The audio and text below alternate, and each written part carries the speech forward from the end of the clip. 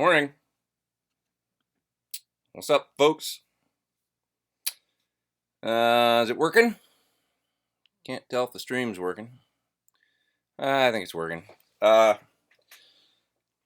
gonna be a short one today because I'm mixing. Supposed to have this done today. The record. And so yeah, mixing.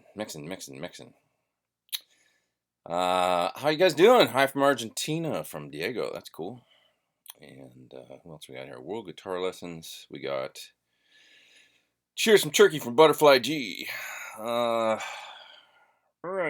Hey, you caught me. Oh, hey, you caught me recording. It's true.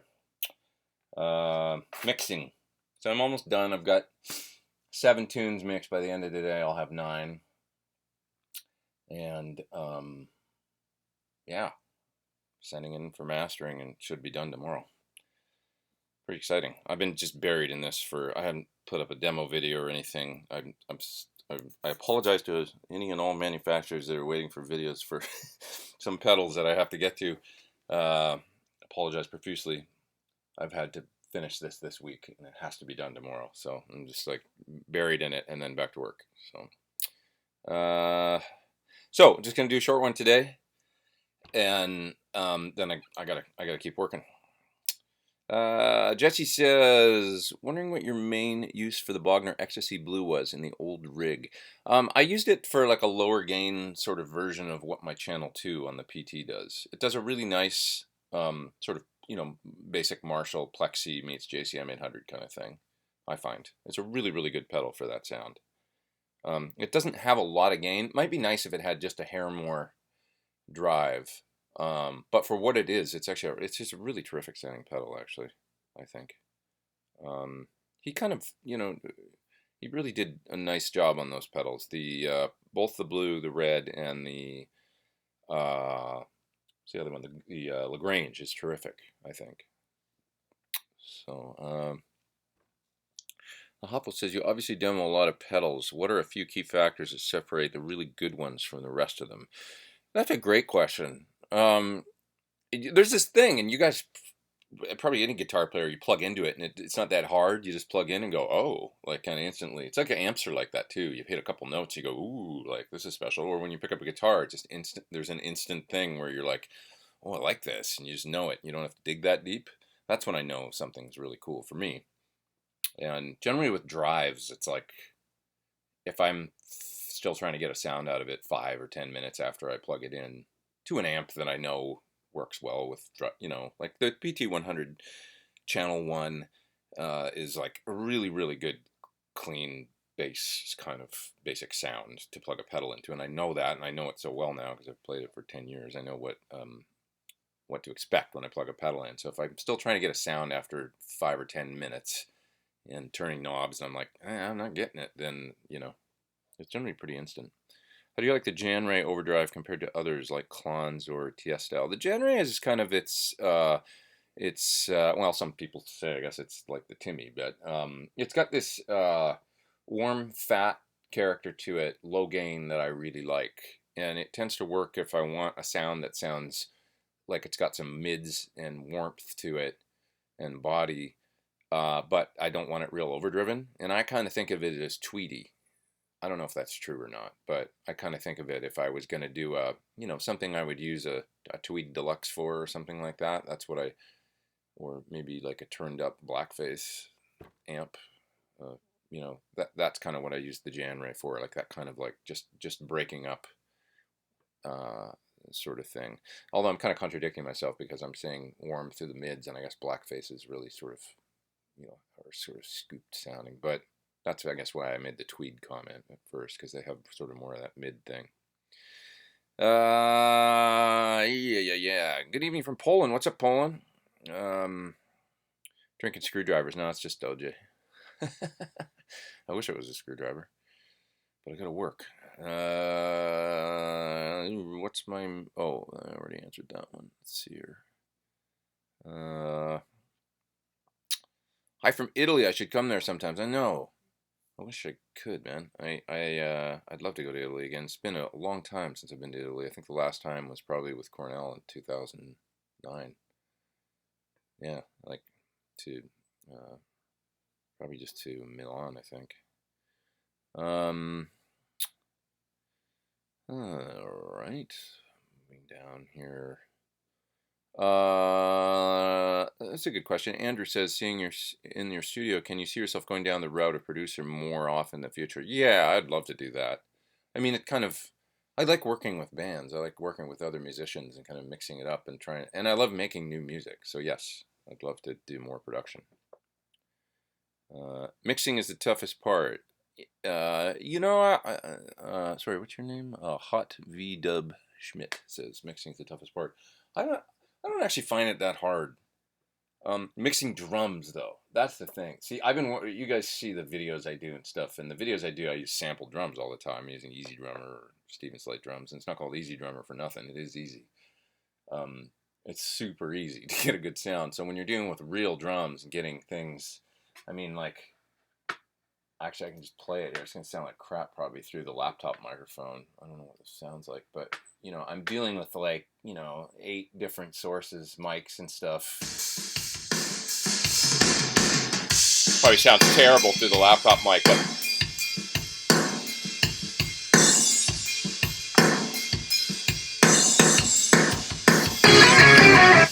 so there's just my overheads. I don't know what this sounds like, if you guys can even hear it, but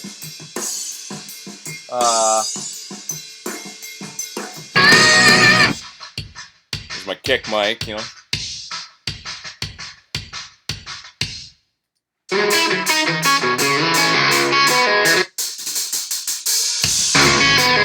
my snare mic.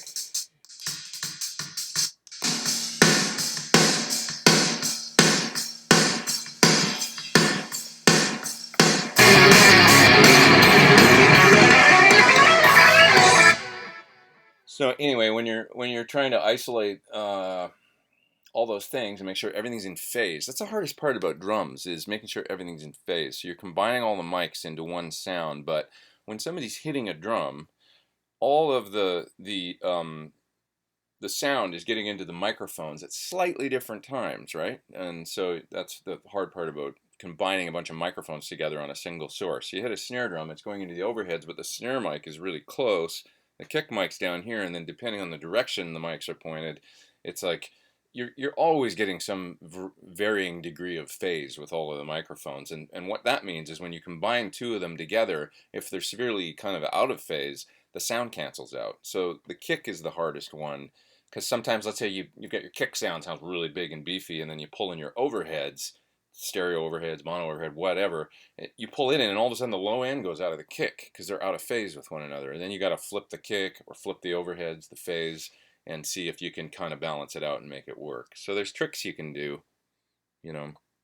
One thing I've been doing that I've been learning is like taking a lot of low end out of the overheads and out of some of the other microphones, like basically high passing everything at 100 hertz or 80 hertz, and leaving all that low end just for the kick mic to deliver. Because when you anyway, just some stuff that I learned something with every project, which is really fun. And this one has been mixing. I've had to work really quick this week mixing these songs and trying to get the drums real, because there's real drums on every single track, I think. Yeah, except for one that doesn't have drums.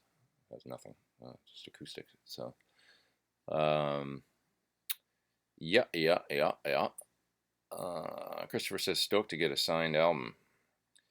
And I'm stoked to get it done, sent to you. Have I changed the Big Sky out for the Ventress? I don't have a Big Sky, actually. That's coming from Lucky Licks. I don't actually have a Big Sky. I've never had one. I've used one a little bit. In here, there's been one kicking around sometimes, and I've used it, and I liked it, but I don't actually own it.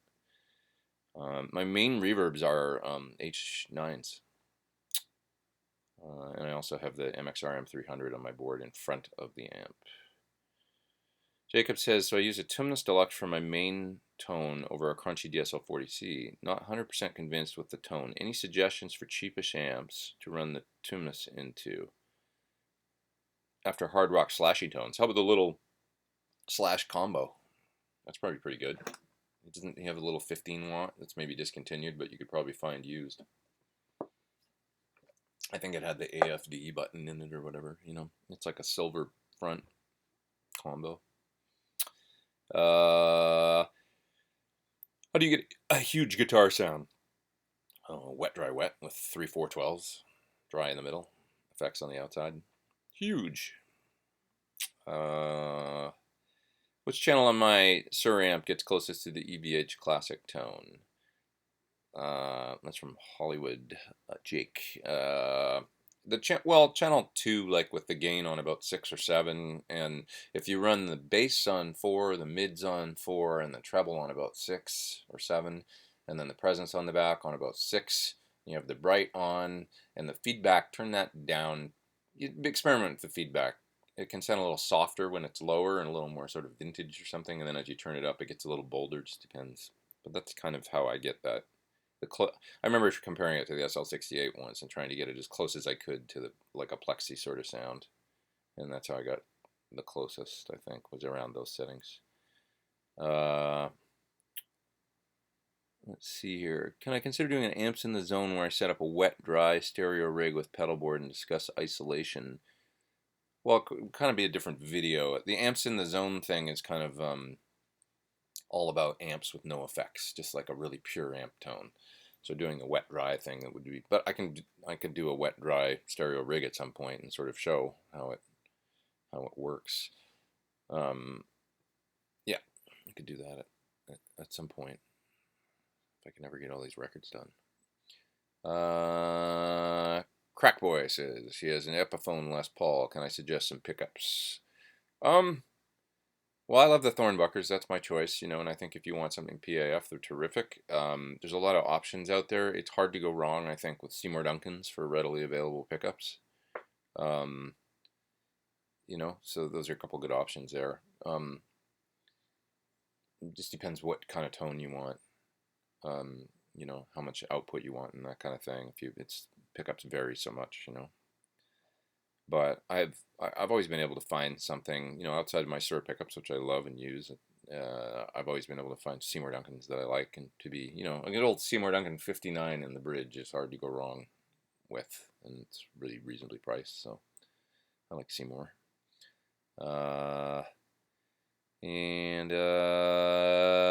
Rob says I can see a 500 series rack in the background. What's in it, and what do I use them for? Well, I'll show it to you. So, this is a Meris mic pre, which is a really reasonably priced mic pre that I believe is based kind of on an API type design, and it's a really, really terrific mic pre for guitar. And the reason is, number one really interesting thing about it is this is a pedal level effects loop, so you can plug pedals in here and just send and return is what it is. And that makes it really useful for, say, if you want to mic up a plexi or something, like my old Marshall back there, or something like that, and you want to run an effect post-amplifier like an echo or something, but you don't want it going into the amp and getting that kind of really, you know, distorted delay sound. Or you want to run a reverb pedal or something, or maybe a reverb and a delay pedal, you could actually patch those in right here, and they would come in right after the microphone then, and then you could send those out to your recorder. So that's really cool. And also, not to mention, you can plug a fuzz pedal in here, and you could use this on anything, right? Like a vocal, and you could use, say, an electric mistress flanger on your vocal or something. Which is, so it's a really, really great mic pre, and they're only around $450 or $500, something like that, which is really reasonably priced for a good quality, like, you know, like I say, API style mic pre. It's got high and low cut or boosts, I guess, boost and cut or boost. I can't even remember because I barely ever use them. But so it's like a 7K and 4K high-end frequency, and then a low cut at like 80 and 200 hertz, and you know, that's about it. Basic mic pre. These two are DBXs, which I really quite like. These are not expensive either. This is a DBX mic pre with a DI input on it, and this is a DBX 560A compressor, which is just a good, you know, like the over easy classic. So if you want to, like, maybe record DI bass or something, you could plug a bass into this 1/4-inch input, run it into this compressor, and get a really terrific bass tone or DI guitar sound with a little compression. This is a Meris reverb, and it's the same as that Meris reverb pedal. And I actually did a demo of this, and this is incredible sounding reverb. And I want to get a second one for stereo because this is just mono. But if you watch the video on my channel, you'll hear it. And it was supposedly inspired by the Blade Runner soundtrack. So if you know what that sounds like, just the epic kind of like ambient, you know, long reverb tails and really like reverb that you can swim in. And so that's a really cool reverb. So I'd love to get another one so I can do it in stereo. And that's it. That's what I got going over there. For those, I use the Maris the most. They make terrific stuff. Okay. How's about the Hughes and Kettner Vortex 100 watt head? Never tried one. The only Hughes and Kettners I ever really used were at Guitar or at GitCon. I played through a couple there. Let's see here. Andy says, I noticed that you use a standard, not sharp pick, and wonder if you worry too much about wear on the point.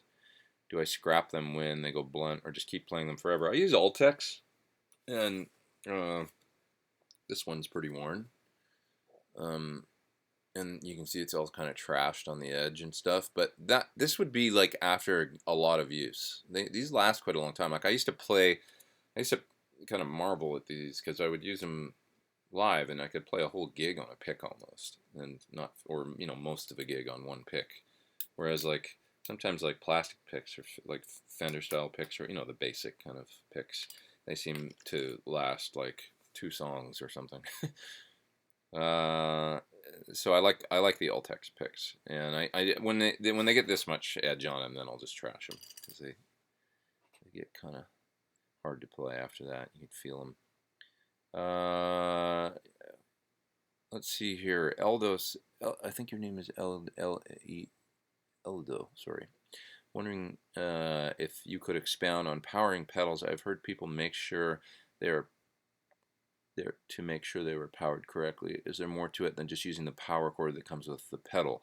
No, I mean you can use a power cord that comes with the pedal, but the problem is when you want to you know, build a pedal board and use a whole bunch of pedals together. Generally, you don't want to have the whole wall warts plugged into a power strip or something on your pedal board. That's just messy. So people get power supplies, at which point you need to use, you know, the correct outputs. Like, so for example, I have here, I'm just going to show you this one because I can tear my thing apart here. 1 second. Oh God. I'm going to show you. Okay, so this is a standard pedal power supply from Voodoo Lab, and you notice it's got all the various outputs on it. So 3 9-volt outputs here, and then a 9-volt over here, 12-volt, 18-volt. Okay, why is there another 9-volt over here separated from these ones? Well, this one has more milliamps going to it. So it's like these have 100 milliamp maximum. So there's 2 considerations. There's the voltage. Does your pedal run at 9 volts, 18 volts, 12 volts? You know, so that's listed up there. But then also, how much power does the pedal draw? And that's measured in milliamps. So on these Voodoo Lab supplies, these are 100 milliamps each, these 3. This one's 300, so it supplies more juice. And this is 12 volts at 300 milliamps, and then this is an 18-volt output, and it's probably at 300 milliamps or something like that. I don't know what it is on this power supply. So those are the considerations. And not all power supplies are created equal. You'll hear talk of isolation, like those power strips that are called, I can't remember what they're called, but you'll see them where they're just like they look like a wall wart, and then they've got a whole bunch of cables coming out of them. They say they supply like 1,000 milliamps total or something to a bunch of 9-volt pedals.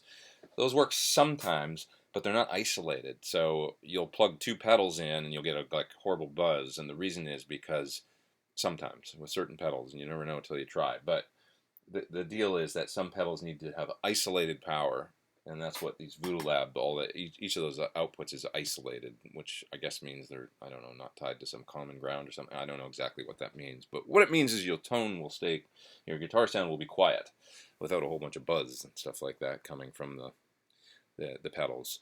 So those are the factors. Voltage, 9 volts, 12 volts, whatever your pedal runs at. Milliamps, how much does it draw? And also if the pedal needs to have an isolated supply. And those are the 3 things you need to consider when you're putting a pedal board together and picking a power supply. I hope that made sense. Okay, move down in the chat here a little bit. Oh, I lost my place. Sorry, guys. Uh,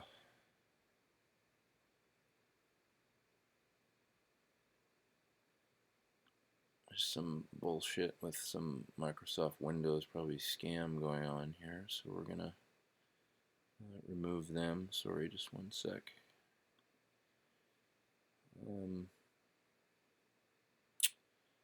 Okay.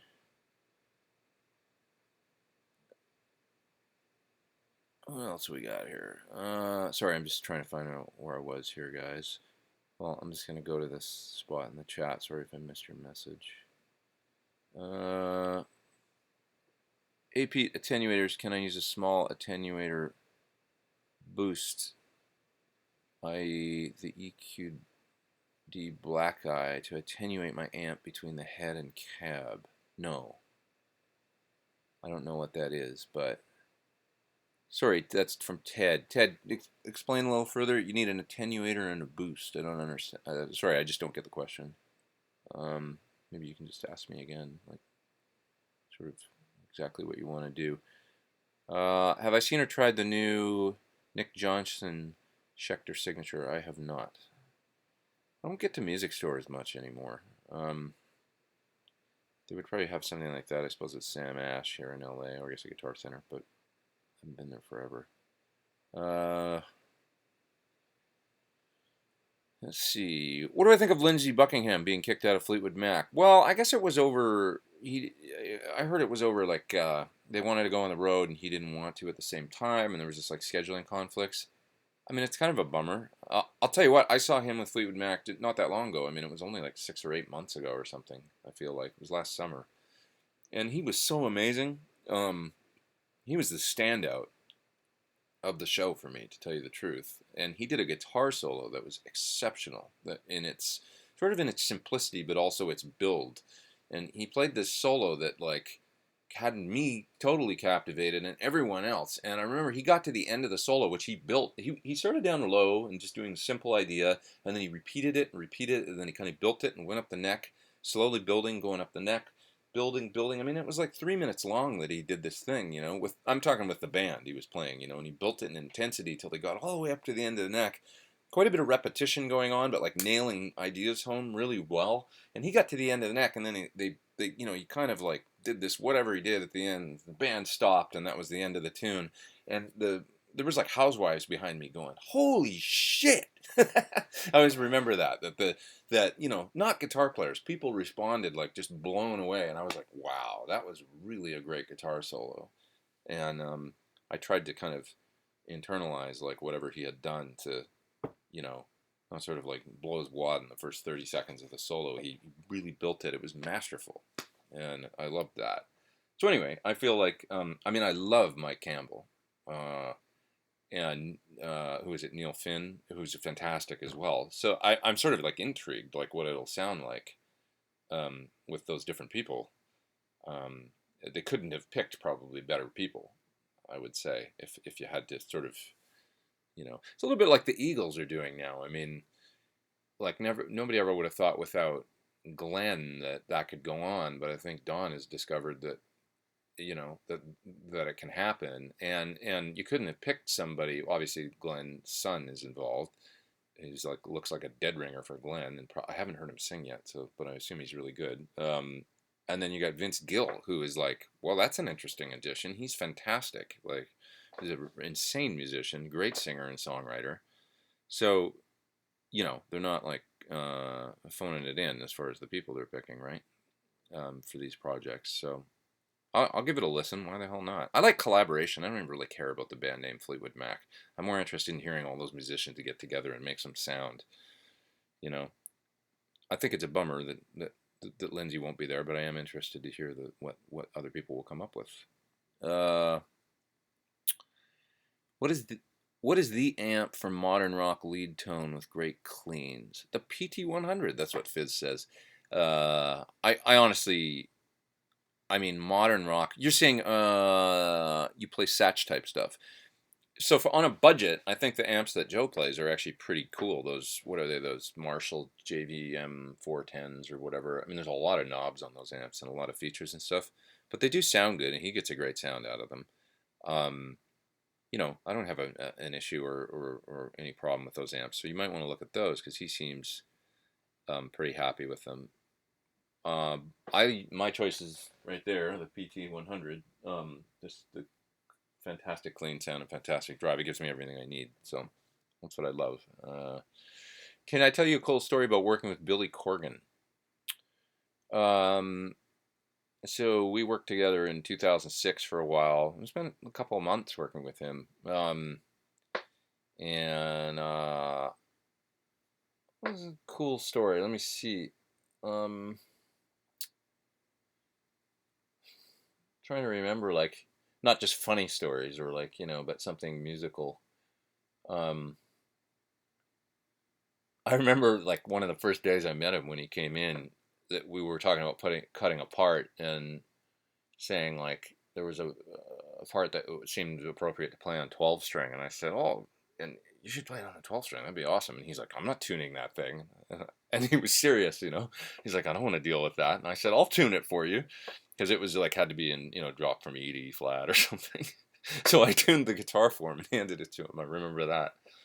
I also remember talking to him about his Marshalls and saying like, "I know you use the low gain input in KT88 tubes, right?" And he was like, he seemed impressed by that. He was like, "Wow, yeah, that's exactly what I did." Like before, this was pre like a lot of internet information and stuff. Um, he seemed like he kind of lit up and he wanted to talk about it. That's how he had gotten the sound with the big muff plugged into the low gain input and using the KT88 tubes on a JCM 800.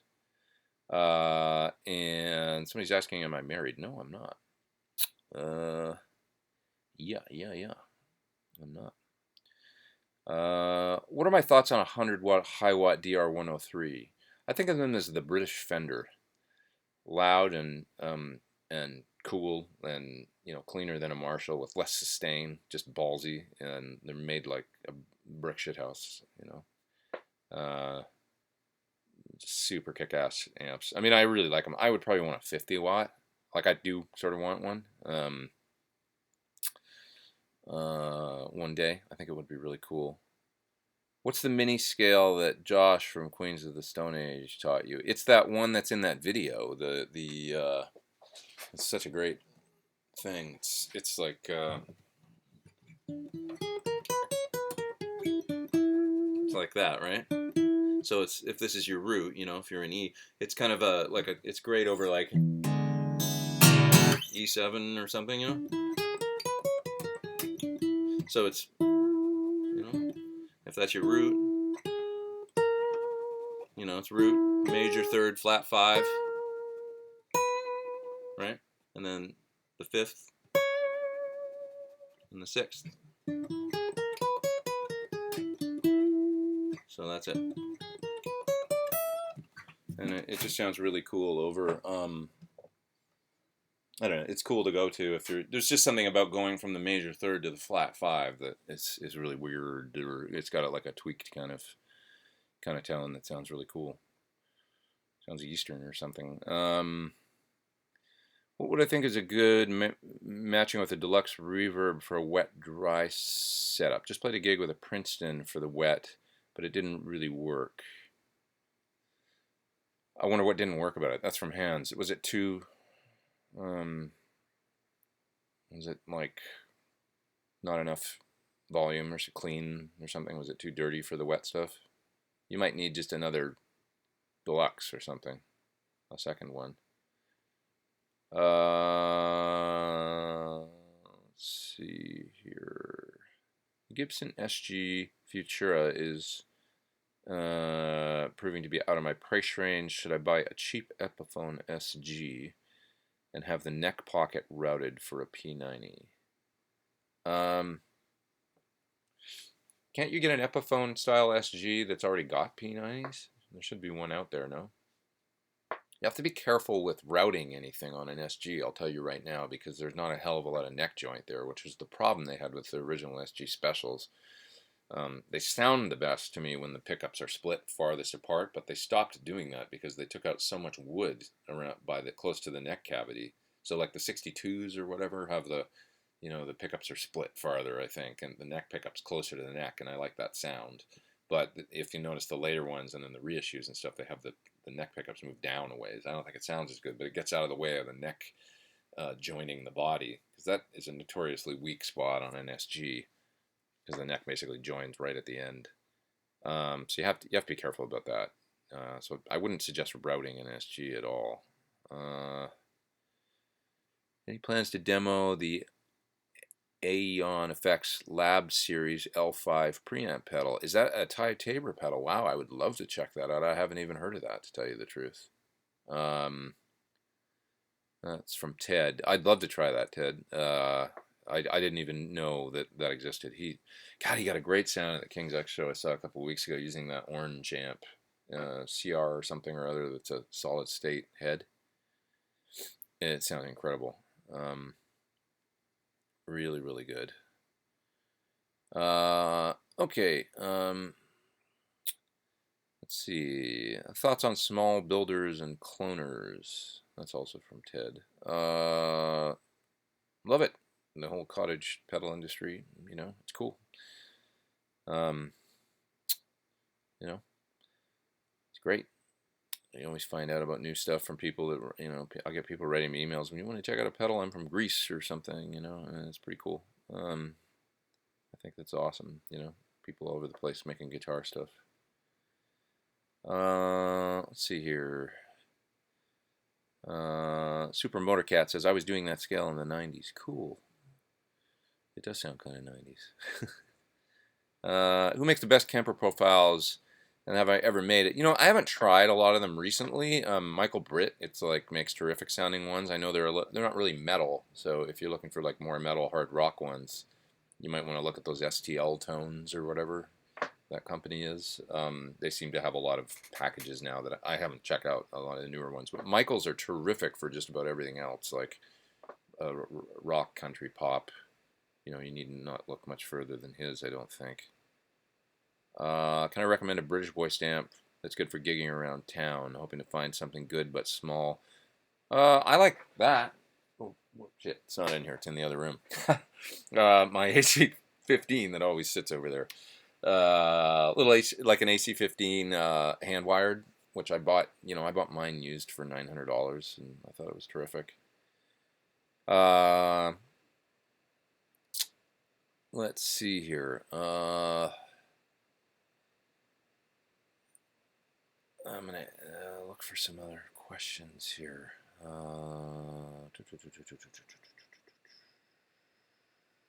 Paging. I'm gonna go down to the bottom of the chat, guys, and I gotta go pretty soon. I'm gonna go about 45 minutes today, and that's it, just because I gotta get the mixes done. Gotta get back to. Oops. Back to. Yeah. It's kind of loud right now. I should turn it down if I want my ears to last all day. Have I tried a Mesa Triple Crown? I have not. I have not. Read somewhere that John Suhr is working with Wilkinson to release a new S-type bridge. Well, we're working on that bridge for the PT. Just trying to see where it goes.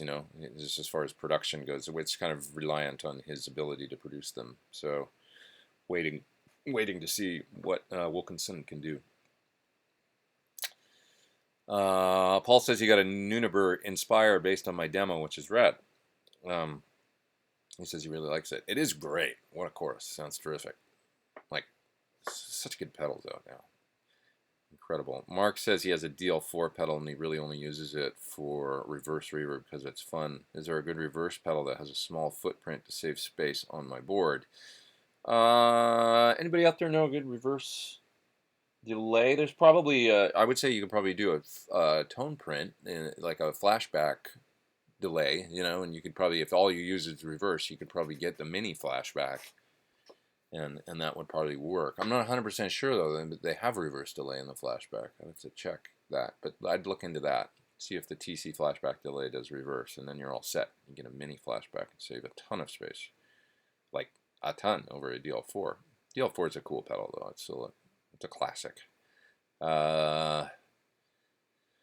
Let's see. What are the chances of Sir doing a 6L6 high gain amp? Well, I mean, I think he still makes the original SE, doesn't he? That's high. That's high gain, and it's isn't the OD100 SE 6L6? I'm pretty sure. You know. And I think he even might do. I'm not sure if it's the L34 or 6L6, but I think he might even do a single channel version of that, hand wired. Is modeling amps and software replacing tube amps and pedals? I wouldn't say it's replacing. I'd say it's augmenting and probably stealing some business. Definitely stealing business, but not probably it is. But it's just become another tool that people use. There's always going to be people that want to use amplifiers, you know. Please tell me how you take your coffee. Just a little. I usually use coconut milk or almond milk and a little sugar. That's it. That's from Corrine. And hi to your mom, Pat. Happy Mother's Day, Pat. Let's see. What camera do I use for my videos? I use kind of consumer grade Sony stuff. So I have an A6000, which is like a, you know, basically like a point and shoot DLSR style thing. And then I have one of the, I can't even remember the model number, but it's a 4K video camera that costs around, I don't know, it was like $700. It's not really that expensive. It's kind of shitty, actually. It doesn't look as good as the other one, and it's designed for video. It's not shitty, but it just doesn't. It doesn't look quite. I thought it was going to look better than my DLSR or whatever, DSLR, however you say that camera, but it doesn't. It's like the lens isn't as good, or so maybe I should have spent the extra $200 and got the $900 one. It would have been better. That's what I hear online, anyway. But it's fine for, you know. I mean. You know what's important? Like right now I have this light up here, so it does kind of a good even, like lighting. You can shoot good video on an iPhone if the lighting's good. That's the truth. You just need to have really, really good lighting. And then just about any camera sort of does the trick as far as good enough for doing what I do. I think. I'm not like, you know, like from the sort of the Henning Pauly school or whatever of like, he loves all that like 4K super high def, you know. He likes all the video tech. I could sort of care less. I'm just sort of more into the audio end of it. And I get it because it's kind of fun. Like, you know, it's amazing what you can do now, making videos look cool and stuff like that. But I'm just not really that interested in it. I'm just interested in the audio end of it. So it's like it's all about what you're into, I guess. Ever played a VHC Classic 18? That's from Patrick. I have not. I have not checked out that amp. JJ says, can the Sir Hedgehog do high gain? Well, it's high gain of a sort, but I wouldn't call it Satriani rock type stuff. It's a sort of a warm fat high gain. It stays tight, but it doesn't have the Marshall toothy edge that, you know, that kind of like upper mid trang. It doesn't really have that. It's like a different sound. It's a good sound though, and I would consider it to be relatively high gain. I mean, you can get like pretty much like infinite sustain kind of stuff going on, but it's that smoother, fatter mids thing. Alan Johannes is one of the most underrated guitarists. I totally agree. I love that guy too. He's a sweetheart of a guy, and I want to actually get to know him better. You know, I actually met him for the first time at Chris's service when he passed away, and you know, he came up and gave me a great big hug, and we've exchanged messages over the years, but I've just not gotten to know him, and he just seems like a salt of the earth, like super fantastic guy. And he does great. If you guys don't follow him on Instagram and stuff, because he does terrific little videos and stuff where he's writing at night and playing like this cool stuff on cigar box guitars and all kinds of different instruments. And he's a really interesting musician, I think. And I had to learn a lot of his parts, of course, playing with Chris, and that's when I really, you know, got an appreciation for him and you know, off the Euphoria Morning album, seeing what he'd done on that and stuff. Just a really creative guy. Okay, how often do I use the Kelly amp? I haven't used it a lot actually in the last few years, which isn't for lack of like not wanting, or whatever. Like I love the thing. It sounds fantastic. I just haven't. I don't know. Um, Sort of like path of least resistance is what I've been doing lately. So I haven't actually been using a lot of different stuff. I've been using the PT a lot, and then my other, actually an amp I've been revisiting is my divided by 13 RSA 31, which is like a AC30, and it sounds great. And I used it a lot actually towards the end of the record and just tracking some clean stuff with it. And it's just a really, really nice sounding amplifier. It needed a little bit of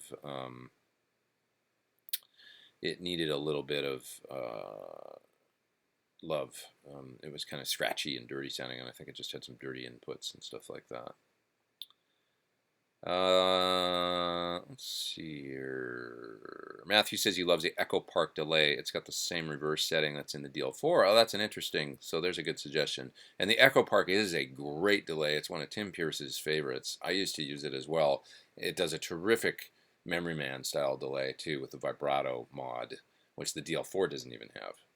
DL4 only has the chorus style mod, but I think the Edge thing was always the vibrato type mod on analog delay, and yeah. So Echo Park, that's a good one to check out. You can probably find one used for $60 or something on eBay. Any plans to demo anything from Earthquake or Devices?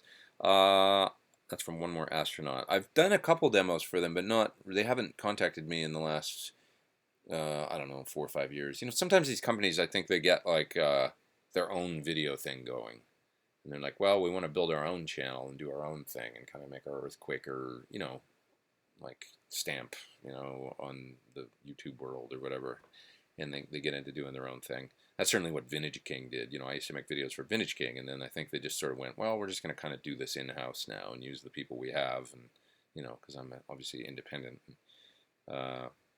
So, but they're good people. They're always very nice. I see them at the supportive. And I've done a few videos for, I don't know, the Dispatch Master. And they have a tube screamer that's really with a switchable stuff on it. It's like quite a big pedal, but that thing sounds amazing. Sounds really good.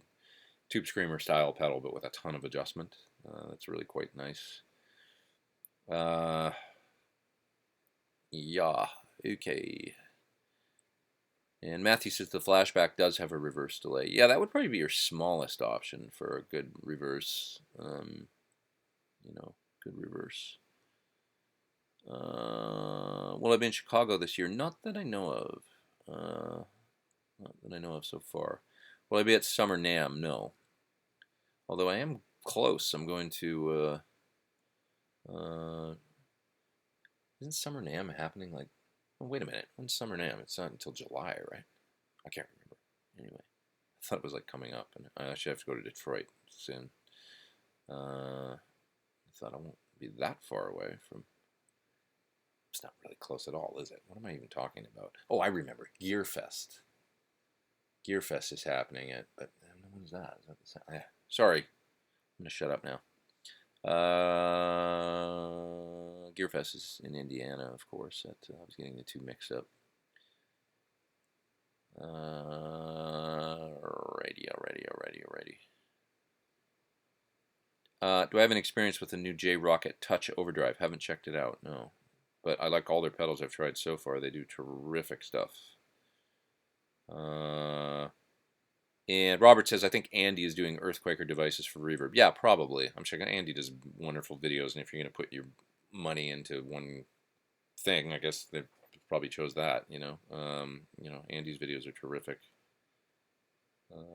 So, best guitar part writer in your opinion? Well, the best one I know is Tim Pierce. Seems to just come up with stuff right off the top of his head that's just amazing. He hears layers of guitar parts. Not every guitar player is like that. They might come up with one part that's really amazing. Tim hears these like layers, and a pass of this, a pass of that, and he'll give you 4 or 5 layers deep of like really, really cool parts that all complement one another.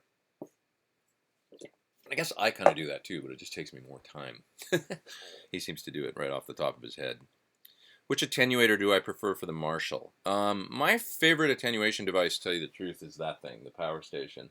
There's something about the load and reamp, which is what that is, that just seems to work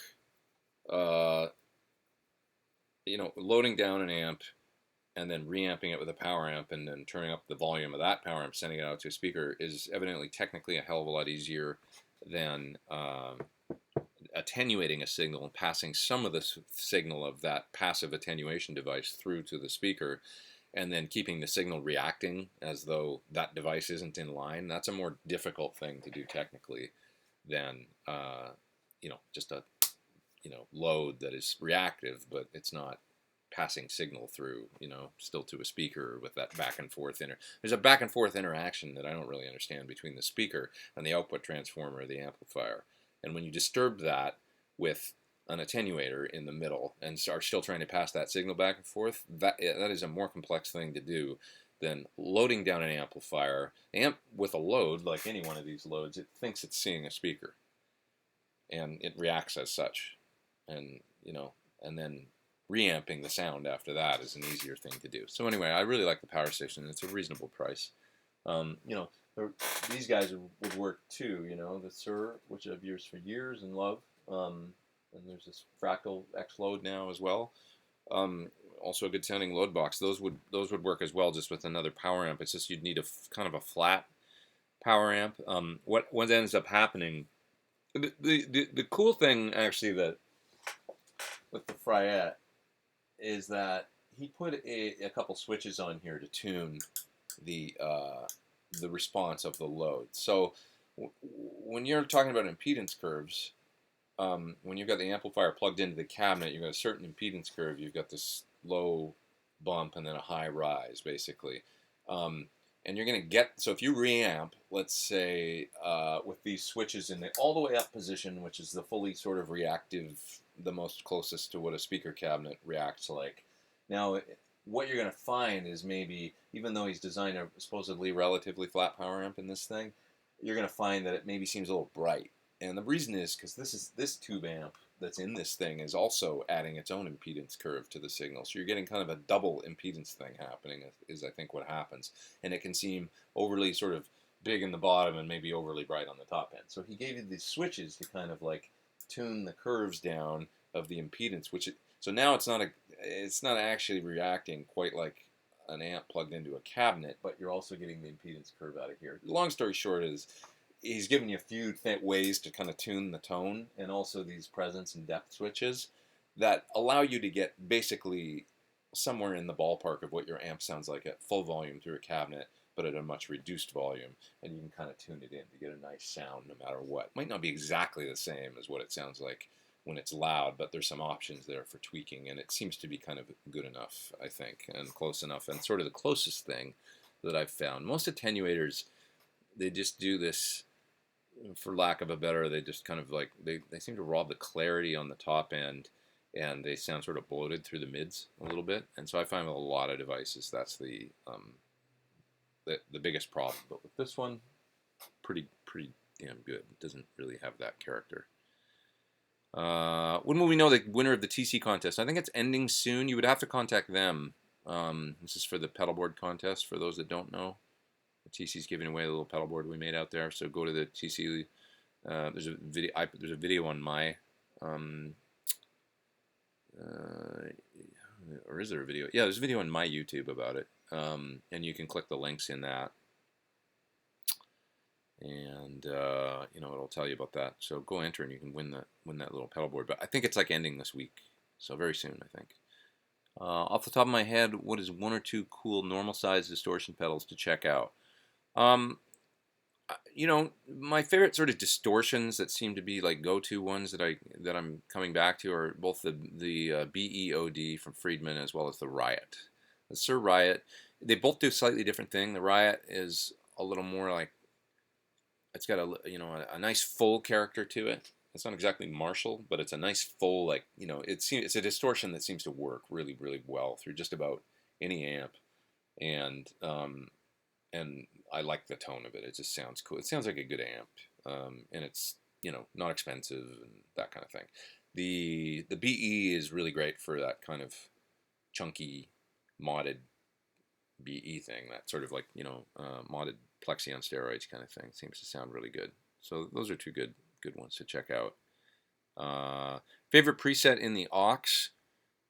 Preset, I would say that the one that I did in the first, so I did a video that was like first impressions video, and there's an AC30 kind of preset in there, like a, two Celestian blues and an open back that is outstanding. And it comes loaded up on the third slot on the rig knob, and I think it's called Honkin' Silvers, and it sounds amazing with an AC30. It's just like, that is a perfect mic'd up AC30 sound. A couple of the effecty kind of ones that are really amazing are the ones that I used in the video. There's one called, oh shit, I'm not going to remember the name of it, but if you watch my aux demo, the effect ones, I list them in there. And the, really beautiful sounds. It's like, lush kind of reverb and stuff like that. I love that thing, by the way. I've realized through mixing this week that basically some of my favorite tones were towards the end of the record. And I used the aux a lot, and I recorded almost all of them at home, and they sound great to me. It's some of my favorite tones on the record. And something about, it's like my style changed towards the ends of this recording. I'm into these bands now, like Unknown. Okay, so here's a good music recommendation. If you haven't checked out Unknown Mortal Orchestra, go check them out. Unknown Mortal Orchestra, they got a record called Sex and Food on all the listening apparatus. So go check that out. It's amazing, and it's just really creative. And it's not rock music, but it's like, well, there's elements, and there's some Steely Dan going on there, and it's super soulful, and it's just really, really great. But that, and then like, what else was I listening to this week? That band Knower, which is, musically insane, and I've just been getting into different stuff lately. And so some of my favorite stuff was the last 4 songs I recorded for the record. And it's a little less sort of the typical kind of rock stuff and a little more out there, I guess. I don't know. Not really out there, just different influences. How do I feel about Apple discontinuing downloaded music next year? Yeah, I heard a little bit about that. It sucks. But it is what it is. I don't know. We're just going to have to move on and not sell music the same way anymore. I don't know.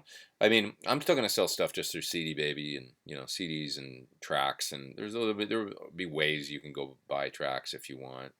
I hate iTunes anyway. It's a piece of shit. Like, it's so confusing. I just hate using it. So, I'd rather use something else anyway. And I don't know. I'm not really a fan of Apple lately. Apple just bums me out. They make a lot of strange choices. But okay, well, I'll go an hour because I'm almost. But then I got to run and finish this thing.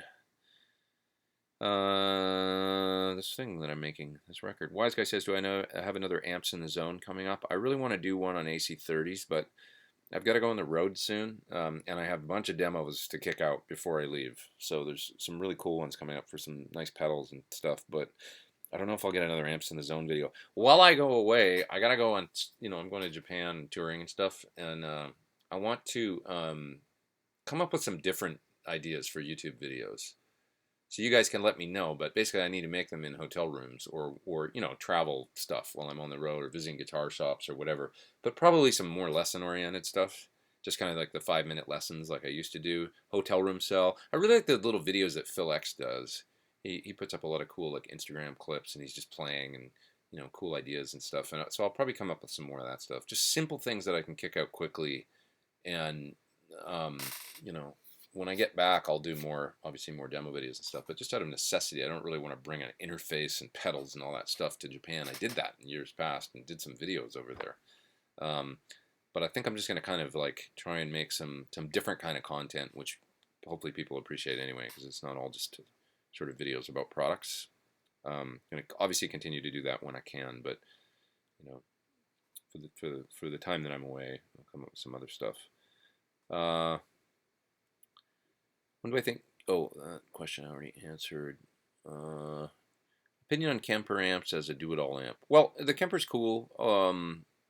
It's a great tool. It really is. It sounds good. It works well. I don't know about, it's not sexy to me, if that makes sense. I want to reach out and turn knobs still on an amp, and I like tubes and stuff. But it is a great tool. There's no denying that it's a terrific piece of gear, and I use mine all the time. I have one and I like it. It's just you're never going to get me 100% away from tube amps, and I don't think the Kemper guys would even expect that out of people. Unknown Mortal Orchestra. Yes, that's it. Chris K. It's good stuff. Really, really good stuff.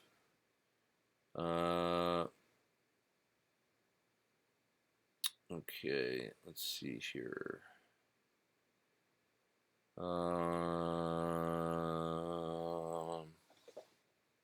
Gabe, I'm not going to walk into that one. You know who you are. Let's see here. Apple makes the best hardware by a good bit. They do, but I'm just not a fan of like some of the decisions they make. I get pissed off about the intentionally crippling stuff, which I know they do. They got caught doing that for their phones, and I believe they do it for their computers too. I mean, I'm sitting here talking.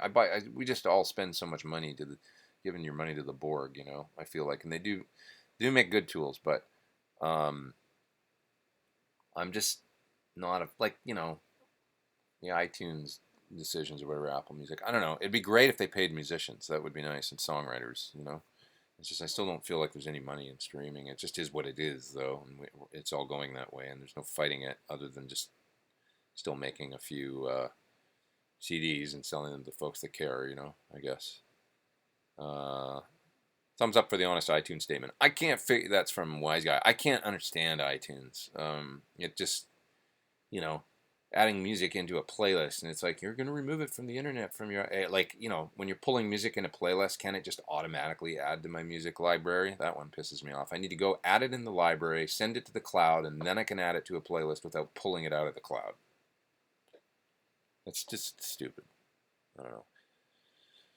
It's frustrating. They need to get like basically their heads out of their asses and think about making things. Steve Jobs had this, he had an amazing ability to make things that were elegant and easy to understand.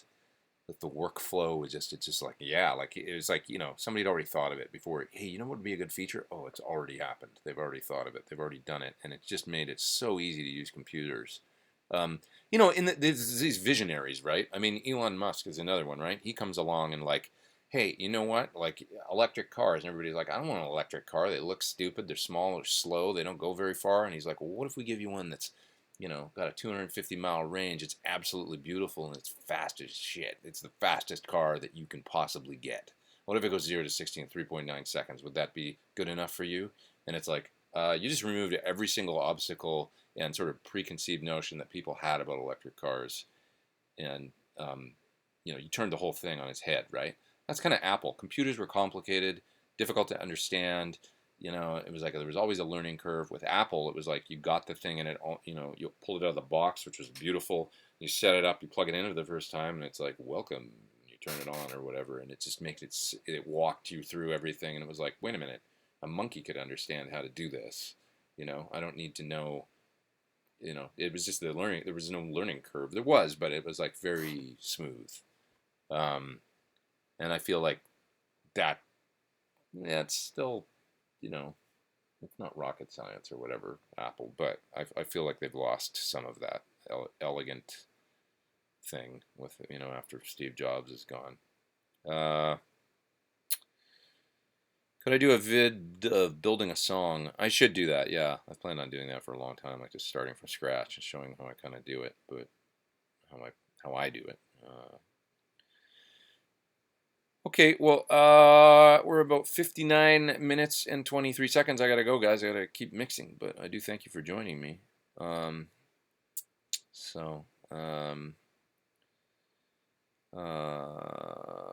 see here.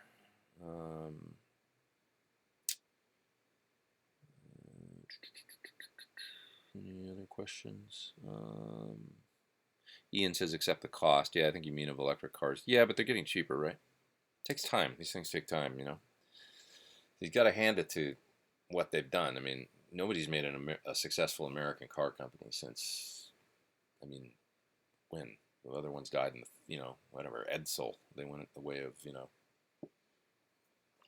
the dinosaur. None of them lasted very longer. It's been Chrysler, Ford, Chevy forever.